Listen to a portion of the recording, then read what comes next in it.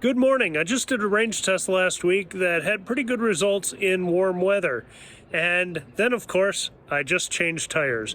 And so I'm going to run that same loop again. I won't show you the entire trip to save you the boredom, but we will talk a little bit about how we came to the decision of what tires to get and check on the noise level of these tires compared to the old ones. Now, the old ones, I did get over 50,000 miles on those tires, so we'll have to wait and see how these hold up, but so far I'm pretty happy with them. On the last test, we started at 94%. When I just parked a second ago, we were at 94. So we're right on that cusp, about the same level we left home with on the last test. Let's get rolling.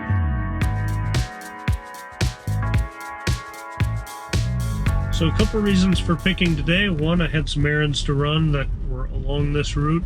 Second, the weather is almost identical to the last test I did. Right now it's 69 degrees. I think it's going to get to about 80, so pretty similar. I'll do a check on the wind when I get up to my in-laws. Like I said, I'm not going to make you sit through all the B-roll and all that stuff. We'll talk about some other stuff along the way. I do want to include little bits to just prove I'm actually doing this same route. So you'll see a little bit of that.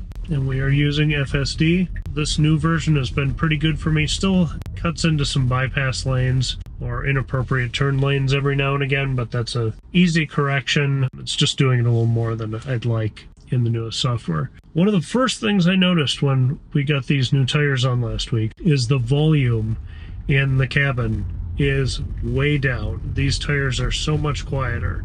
Guessing that's just due to tread pattern, but we'll see if that translates into different range numbers. I do want to give you a highway speed test without any noise reduction, comparing these tires to the last ones with what the camera is hearing, and see if we can tell a difference there.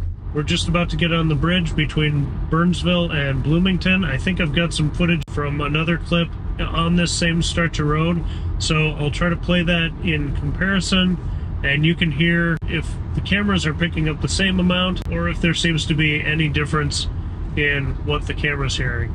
If the camera has some internal noise canceling, which I think it probably does, I don't know if we're going to see a great result here, but without getting a bunch of extra gear and equipment, I don't know a better way to test this.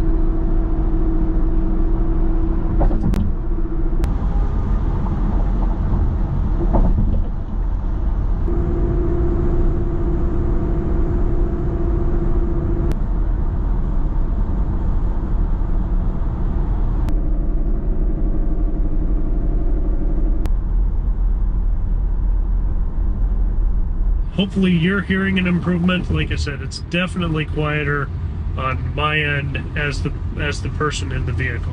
Another question that came up is, how did I choose these tires? The Model Y originally came with Continentals. If you've been following the channel for a while, you know that I had a blowout in North Dakota on a road trip a couple years ago. And I had the choice there of either waiting a couple days to get a replacement set of Continentals, or I could go with what the tire place had in stock. The only ones that would fit the Model Y were some Milestar tires. And I think they said they were actually for like a F-150 or something like that. But we needed to get on the road. They weren't that expensive, so we went with them. Ended up having another puncture in northern Montana in Glacier National Park. That one we plugged and didn't replace the tires. We just put a patch in when we got into a town. As disruptive as it was a great experience. And really those tires, although they've been a little loud and not super great in the winter, they did get us through for about 53,000 miles. We're just over 60,000 miles now, and we put that set on a little after 7,000. So longevity, those Milestars did a great job. But a couple weeks ago, I noticed we started losing pressure slowly in that back tire. I was trying to figure out why we were having that slow leak in the tire, then I remembered it was the one that was patched, and it was probably time to look at new tires. Check the other ones, they were also getting pretty low in tread depth. And while visiting with a neighbor that week, he actually works at Discount Tire, and I asked him if he had any suggestions for something that was going to be good in winter, durable, hold up with the Model Y, and not break the bank. I know there are Nokians and Yokohamas and all sorts of things that are a little on the higher end, and frankly, I just can't spend that much right now. So he called the manager from the store near our house. They were kind of talking back and forth about what was working well for the Model Y at a lower price range, and came up with the tires we have on here now, which is, I believe, General 145s. So I took the leap of faith, trusted their judgment on what they've seen for working well on the Model Y over the last few years. They were able to get me in the next day, put them on, and like I said, instantly I could tell the difference in volume when I was driving. My wife noticed it too. Obviously, we have no idea at this point how long they'll hold up, but with the discount tire protection plan, if I get a puncture or something like that, they can be replaced. So feeling pretty confident about that. Bill was about $1,000, which obviously that's a lot of money, but 4 tires for a Tesla, I don't feel like that was too bad. So like I said, very happy with the volume, and I'm going to see if that translates into range, and we've got a comparable day. So gonna do these quick tests and see if the difference is tires or wind, or if there's no difference at all. I'll catch you down the road.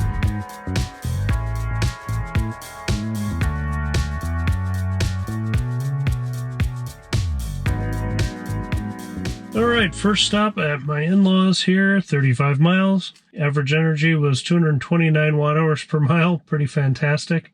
Used 8 kilowatt hours. Fabulous day, really good efficiency. We're at 74 degrees Fahrenheit right now. And I think 82% is what I got here with last time. We'll check the wind. It did look like there's a little wind coming up from the south, so that'll obviously affect us on our way down again. But a beautiful day to be out driving.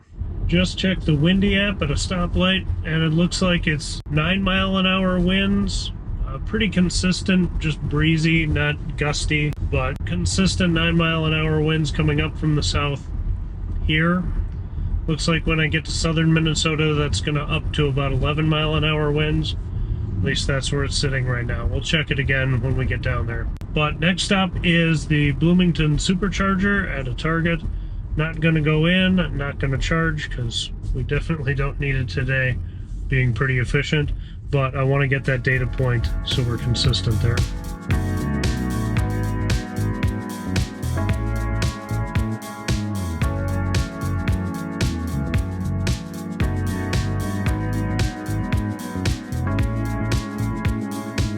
Made our way down to Bloomington for a quick stop here, and we're at 71% and 77 degrees Fahrenheit. May not have been recording that. So 71%, 77 degrees.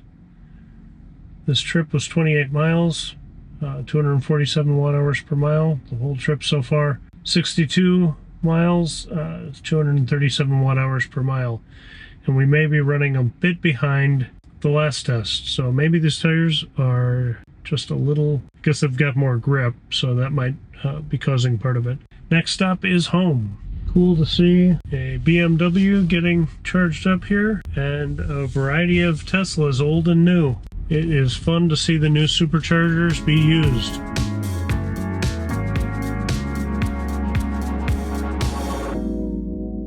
Back in the garage here for a quick pit stop and following the route, and we are at 68%, so we are creeping up a little bit ahead. 1248, 75 degrees Fahrenheit, 259 since we left my in-laws, watt-hours per mile. Total distance so far, 71 miles, 244 watt-hours per mile, so pretty close. Gonna do a quick stop here, restroom, grab a snack, and then we'll be on our way down south. Okay, in the couple minutes I went in, we did drop down to 67%, but our last 30 miles are looking pretty good at 245. We'll probably hit more wind coming headed south, but let's hit the road and find out.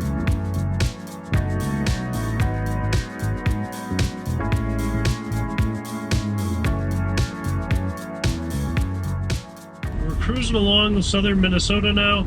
The land is starting to open up into farmland, and so I'm starting to feel the effects of that wind. It doesn't seem quite as straight on, a little bit more of a side wind, but it's still there.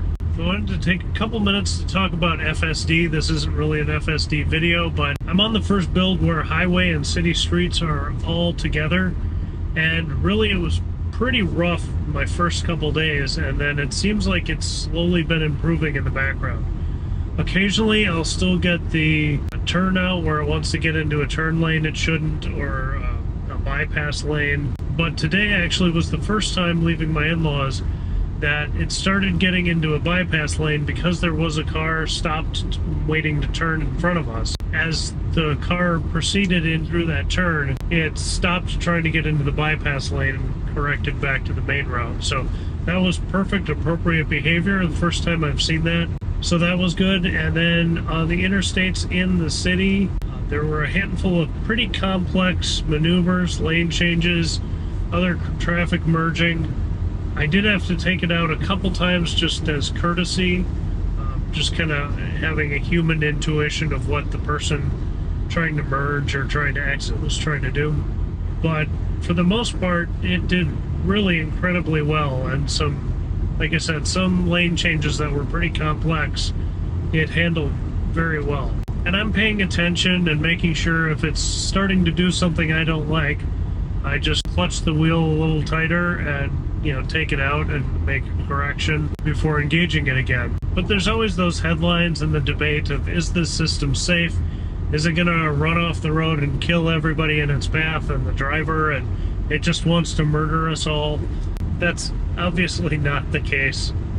It's very easy to take over if it does something incorrect, but those situations are happening less and less where you do need to take over. And the reason this came to mind now is I was just passed by a Dodge Dart not too long ago and glanced over. I'm in autopilot, monitoring to make sure the system's doing everything correctly. And I look over and the guy driving the Dodge Dart has his head down, looking at his phone, and didn't raise his head at all. Now he's probably got, maybe lane assist and maybe cruise control on, but he was going over 70 miles an hour, just not looking at the road with, what system helping him. So if someone's using autopilot correctly and keeping an eye on it, although, being able to relax a little bit, it's a pretty safe system, and definitely better than driving down the road looking down at your phone with nothing to look out for you but hope. And we'll do more FSD beta testing in the future, but this version's been out quite a while. It's pretty well documented, but like I said, we have seen some improvements that seem to be happening in the background. More on that in another video.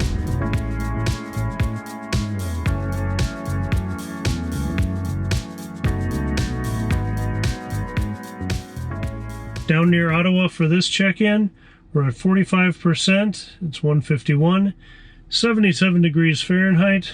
Say we've got 106 miles left from our last 30 miles. This trip was 52 miles, 281 watt-hours per mile, and so far we've gone 123 miles, used 32 kilowatt-hours, and average of 260 watt-hours per mile. Let's check out how the wind is doing down here. A wind coming out of the southeast at 11 miles an hour. So kind of more crosswindy today, but that means we're going to kind of get it out both ways. This is our furthest south point, so we'll see how it goes on the rest of the way. Into town. At our in-town stop, and we are at 43% just after 2 p.m. Again, still 77 degrees Fahrenheit. We've gone 129 miles, 258 watt-hours per mile, used 33 kilowatt-hours. And on our current trip, which is still going to Ottawa and back, 58 miles at an average energy of 274 watt-hours per mile. From here, I've got to make one more pit stop, but it's on the route. I'm not going to record that. I'll be there for about an hour and 15 minutes, hour and a half. But at these temperatures, I don't think we're going to lose a lot just sitting in a parking lot. So we'll hit that, and then I'll catch you on the road on the way back north for the final leg and final results. All right, a little sweatier, but we're back on the road. We're going to hit the road here at 314, 80 degrees Fahrenheit, 44%. Let's go.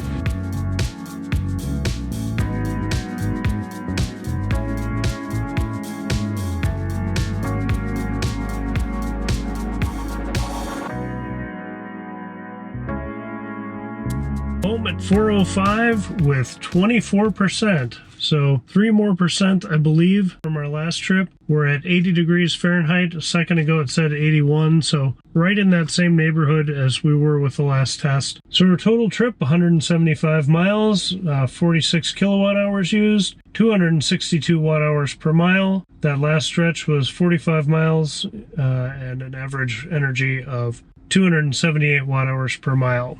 If we look at the consumption graph, it's saying we still have 66 miles to go. So that's a good comparison for last time, and we can guess what our total range was based on today's driving. In the studio quickly to dig deeper into these last 3 drives for context. In January, we used 79% of the battery, April we used 73%, and now on the new tires in May, we used only 70%. If we add back the extra miles and correct to 100% from 94 on the last 2 tests, April on the old tires was an estimated range of 248, and today's drive gives us an estimate of 256 miles. And that's a mix, but mostly highway driving. I'll take that, given that that's about 3 hours and 45 minutes on the road, at a stretch.